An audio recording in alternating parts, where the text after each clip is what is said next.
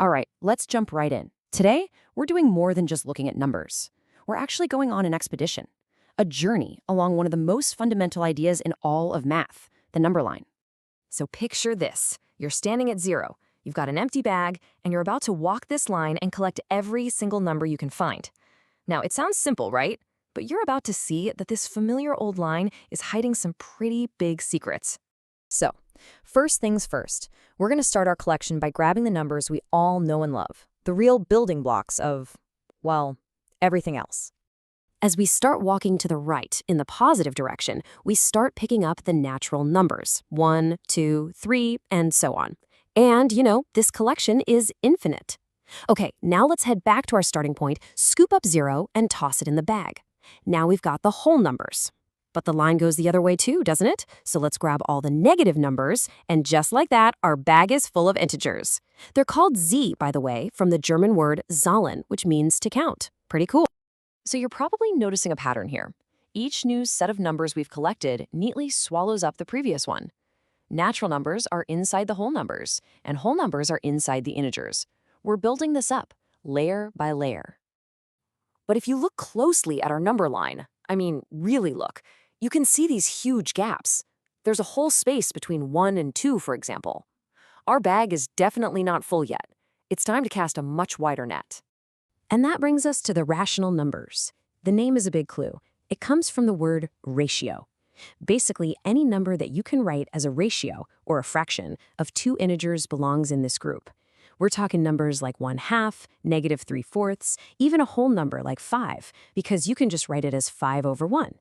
Oh, and that little rule that q is not 0, that's a big one. It's absolutely crucial, because you can never divide by 0 in math. Okay, so here's a classic problem that always seems to trip students up.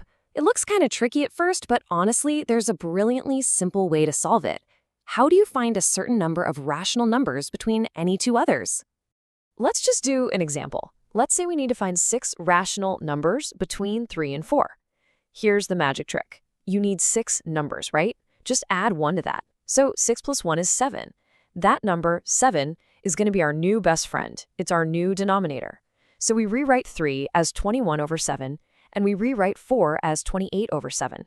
And boom, just like that, the path is totally clear. You can now just list off the 6 numbers that fit perfectly in between. It really is that straightforward.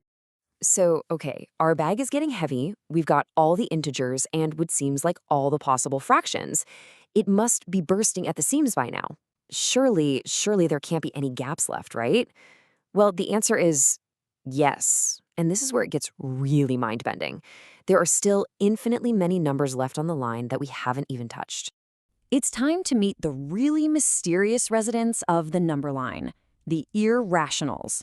And let me tell you, their discovery was so shocking to the ancient world, it was treated like a dangerous, forbidden secret.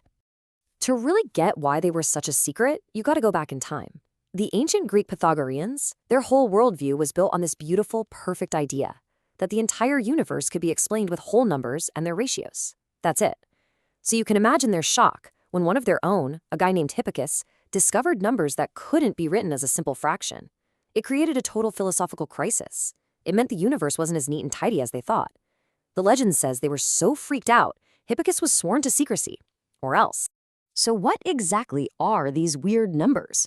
Well, an irrational number is one where its decimal form goes on forever, without ever falling into a repeating pattern. Think of famous numbers like pi, or the square root of any number that isn't a perfect square, like the square root of 2. They just keep going and going and going forever. But that's a fair question, right? How can a number with an infinitely long, non-repeating decimal have a single exact spot on our line? Well, the proof is actually surprisingly visual, and it comes from good old-fashioned geometry. Check this out. Imagine we draw a simple right-angled triangle, and we make the two shorter sides exactly 1 unit long. Thanks to our friend, the Pythagorean theorem, the longest side, the hypotenuse, will have a length of exactly the square root of 2. Now, what if we use that new line as the base for another right-angled triangle? Well, its hypotenuse becomes the square root of 3. We can just keep doing this over and over, physically building the exact lengths of these so-called irrational numbers.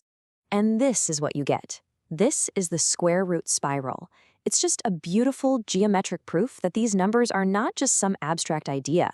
We can literally draw their exact lengths, and then we can just rotate them down to find their precise physical home on the number line. So, we've gathered all the rationals, we've uncovered the secret irrationals. Now it's time to dump everything into our bag and finally complete our collection. This massive collection, the one that contains every single rational and every single irrational number, is what we call the set of real numbers. This is the whole shebang. Every single point on that number line now corresponds to a unique, real number. The line is now truly, finally complete. No gaps whatsoever. So, what's the one foolproof way to tell a rational number from an irrational one? It all comes down to its decimal form. If the decimal stops or terminates, it's rational. If it goes on forever, but it repeats in a clear pattern, it's also rational. But if that decimal goes on forever and never repeats a pattern, that, my friends, is an irrational number. That's the definitive test. Okay, so our collection is complete. We've got them all. But to really master these numbers, we have to know how to work with them. So let's quickly go over 2 essential skills you'll need, especially for dealing with those tricky irrationals. First up, rationalizing the denominator. It sounds way more complicated than it is. It really just means that in math, we don't like to leave a square root hanging out on the bottom of a fraction. The trick is to multiply both the top and the bottom by something called the conjugate. And all you do to find that is you just flip the middle sign of the denominator. When you multiply something by its conjugate, a really neat bit of algebra happens. The middle terms just cancel out, and poof, the square roots on the bottom are gone. It's just a clean way to simplify things. Second skill, the laws of exponents.